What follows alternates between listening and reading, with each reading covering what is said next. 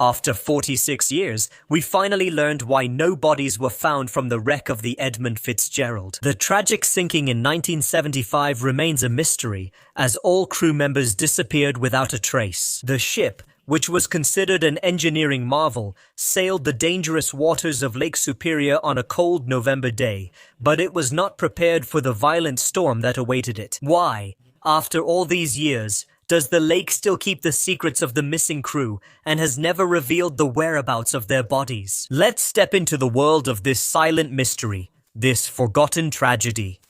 The story began on a cold November day in 1975.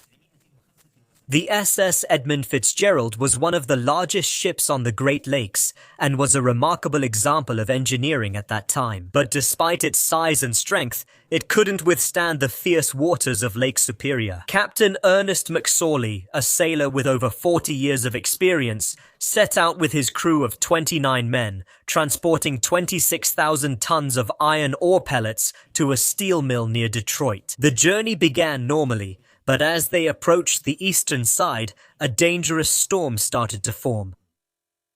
As the storm intensified, the captain reported worsening conditions. These were the last words anyone heard from the ship before it disappeared. What happened in those final moments remains a mystery, leaving many to wonder about the secrets that lie beneath the waves. The storm was described as a once-in-a-lifetime event, bringing powerful winds, massive waves, and freezing temperatures. However, Captain McSorley was confident in his ship and crew to survive the storm. The ship had survived powerful storms before, and he believed they could handle the fury of the lake, but as the storm intensified, the condition of the ship worsened as well. There were reports of leaks. The radar wasn't working properly, and the lifeboats were damaged. Despite all these problems, the captain's last radio message was at 7:10 post-meridium on November 10th. "We're holding on."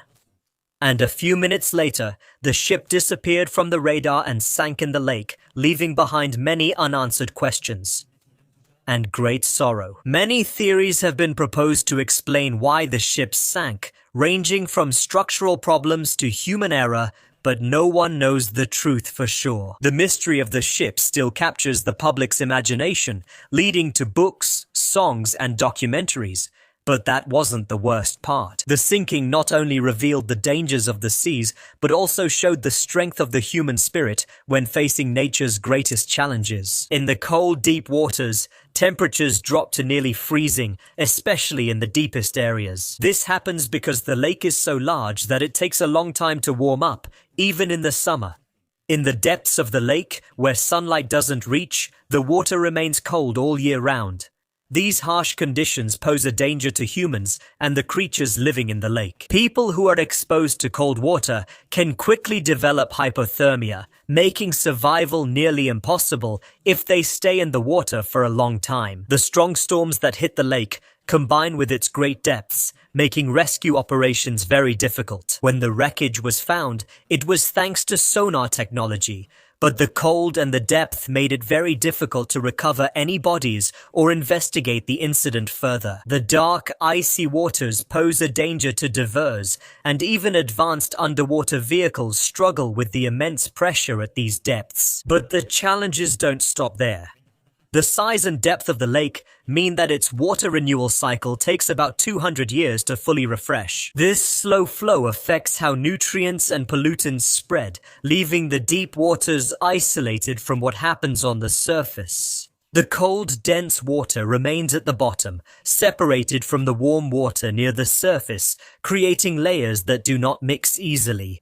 The deep waters point to many mysteries, including hidden features and possibly unknown creatures living in its dark depths. This large lake has played a major role in human history, serving as an important route for centuries. Native Americans were the first to travel its waters, followed by European explorers, and later it became a busy route for commercial shipping. Experts believe that the violent sinking, made worse by the strong storm, may have trapped the crew inside the ship. Evidence suggests that the bow of the ship was deep deeply buried in the lakebed, indicating a violent impact that may have blocked escape routes. Another theory is that the crew, weakened by the freezing cold, were swept away by the strong currents as their bodies sank to the bottom, possibly becoming entangled in the wreckage. The currents in the lake are very strong, reaching up to 3 knots in some areas. It's very likely that the crew had no chance to escape, and the lake swept them away, lost forever in the vast depths. Even with today's advanced technology, it's still extremely difficult to explore the deepest areas, as they're covered by layers of silt and debris, making it nearly impossible to recover any remains. And that wasn't the worst part. These depths also contain many other shipwrecks, each with its own sad story. The ship is one of several vessels whose journeys ended in the dangerous waters of the Great Lakes. It is a constant reminder of how unpredictable and dangerous this lake is. Perhaps the cold, dark waters hold on to their secrets tightly, refusing to release the souls of those lost in that tragedy. The lake has earned a well-deserved reputation for being unforgiving and dangerous, and its deep waters continue to evoke feelings of sadness and curiosity at the same time, in addition to its tragic place in history. The sinking of the ship led to significant changes in shipping and safety regulations. Investigations and studies were conducted after the disaster, aiming to understand what happened and to prevent future tragedies, which led to shaping the way maritime safety is handled. Today, the United States Coast Guard, the National Transportation Safety Board, and the Lake Carriers Association have conducted thorough investigations, but no clear cause for the sinking has been found. The uncertainty surrounding the incident has led to the emergence of many theories and speculations, including ideas about possible problems with the ship, human errors, or harsh weather conditions. Despite all the investigations and efforts made to understand what happened, the true cause of the disaster remains unknown. The story of the ship continues to attract people's attention and reminds us of the power and danger of the lake. As time passes, we move on to the changes in maritime protocols and safety procedures that emerged as a result of this disaster. In recent years, efforts have been made to remember and honor the ship Edmund Fitzgerald and her crew. There is a memorial in Whitefish Bay, Michigan, and an annual ceremony is held there to remember the lost sailors.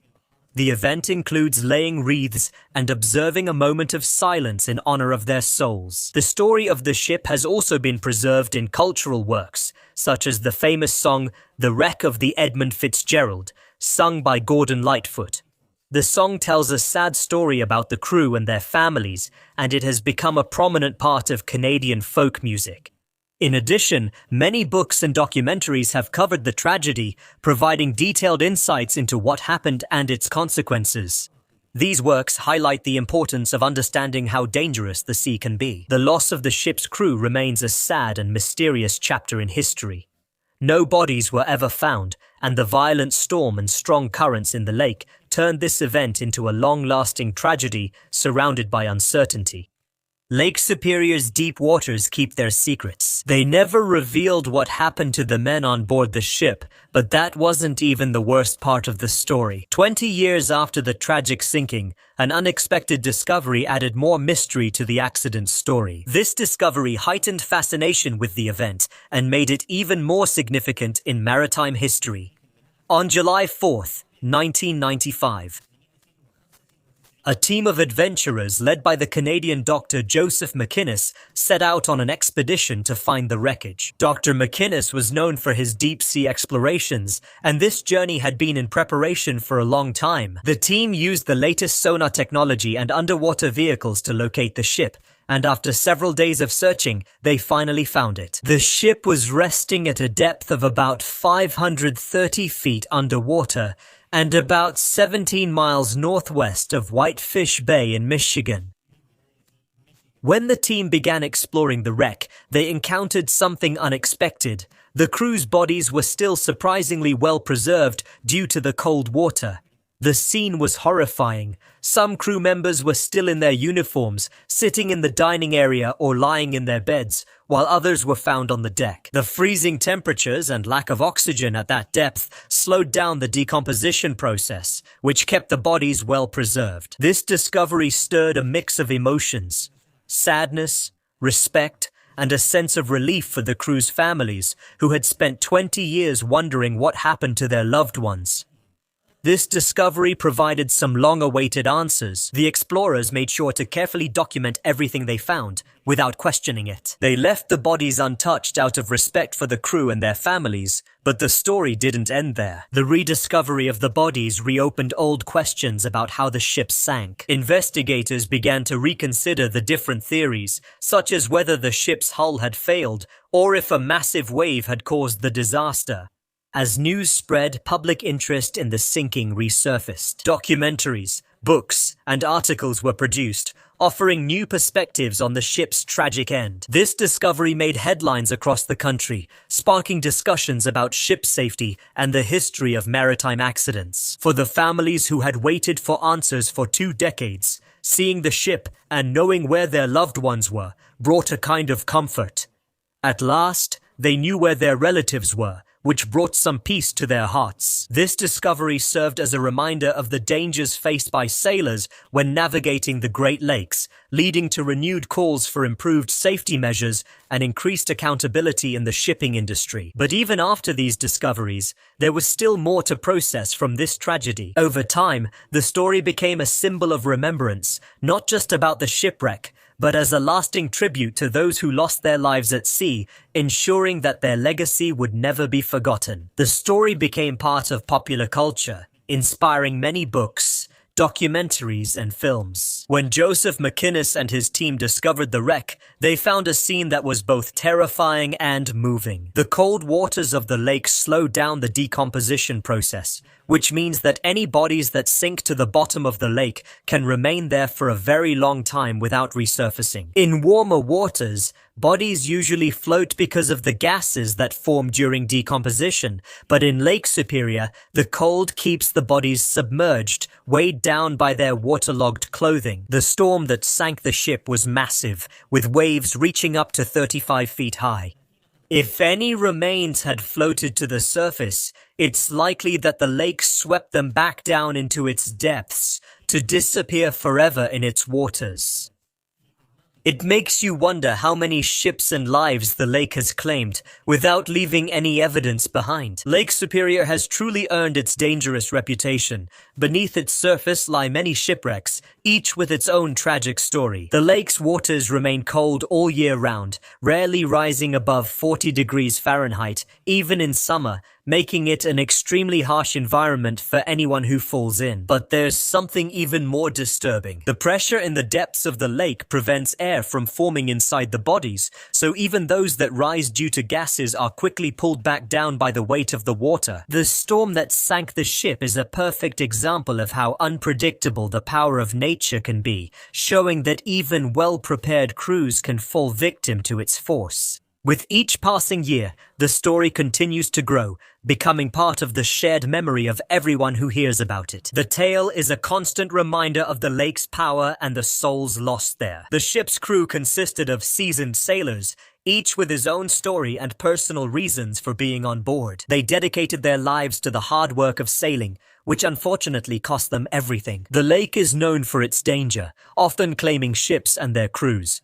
The sinking of the ship is a clear example of how powerful and unpredictable the lake can be. The more we learn about this tragedy, the more we are reminded of the great dangers sailors face and the importance of respecting the hazards of life at sea. As history unfolds, the story of Edmund Fitzgerald bridges to the next chapter, exploring the wider impacts of maritime disasters.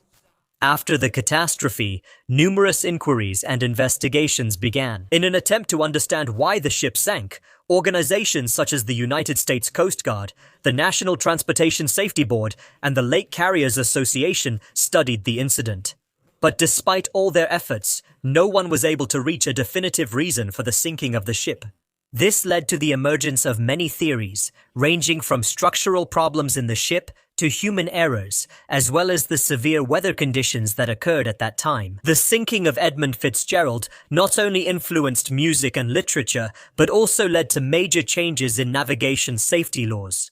These new laws were aimed at preventing future disasters. But we can only wonder how many ships and sailors Lake Superior has taken, leaving them lost forever in its depths. On November 10, 1975, the ship sank, and all 29 members of its crew lost their lives. Their families were deeply affected, especially because the bodies of their loved ones were never found. This made it even harder to cope with the loss, leaving the families in a state of ongoing grief and confusion.